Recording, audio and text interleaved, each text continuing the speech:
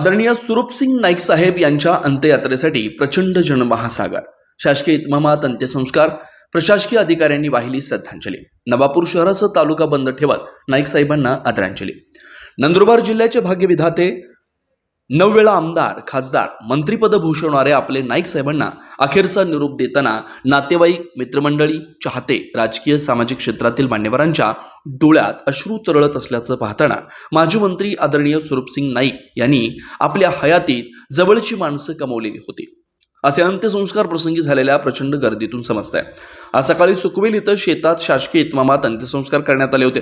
यावेळी पोलीस अंमलदार यांनी आकाशात 3 राऊंड फायर करत बिगुल वाजवून गार्ड ऑफ ऑनर केलं। यावेळी तहसीलदार व पोलीस प्रशासनानं नाईक साहेबांना पुष्पहार अर्पण करत अभिवादन केलं। नंदुरबार जिल्ह्याचे भाग्यविधाते, कैलासवासी आदरणीय सुरूपसिंग नाईक साहेबांना श्रद्धांजली वाहण्यासाठी अहिल्यानगर, संगमनेर, जळगाव, धुळे, नंदुरबार जिल्ह्यातील आजूबाजू मंत्री महोदय, राजकीय, सामाजिक, उद्योग, धार्मिक, वैचारिक आदी क्षेत्रातील मान्यवरांनी मोठ्या प्रमाणात श्रद्धांजली वाहिली।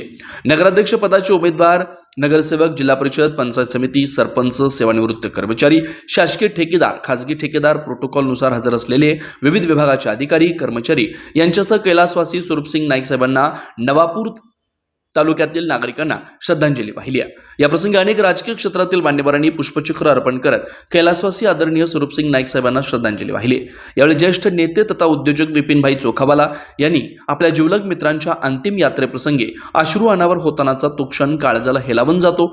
यावेळी उपस्थित लोकांनी विपिनभाई चोखावाला यांना सावरलं असता भावनिक प्रसंग निर्माण झाले होते। या दुःखदायक परिस्थितीत ईश्वर नाईक परिवाराला सावरण्याची शक्ती देवो, हीच प्रार्थना। काल दुःखद निधन झालं, त्यांना अखेरचा निरोप आम्ही देतो आहोत। महाराष्ट्राच्या राजकीय, सामाजिक जीवनातलं एक महत्वाचं व्यक्तिमत्व, देशाच्या पातळीवर गांधी घराण्याशी एक कौटुंबिक जिव्हाळ्याचं नातं जपणारा नेता, आमच्या या आदिवासी भागाचा विकास साधणारा, सर्वसामान्यांचे दुःख दूर करणारा नेता, मंत्रिमंडळातला शांत, संयमी परंतु गतिशील व्यक्तिमत्व म्हणून त्यांची ओळख महाराष्ट्राला आणि देशाला आहे।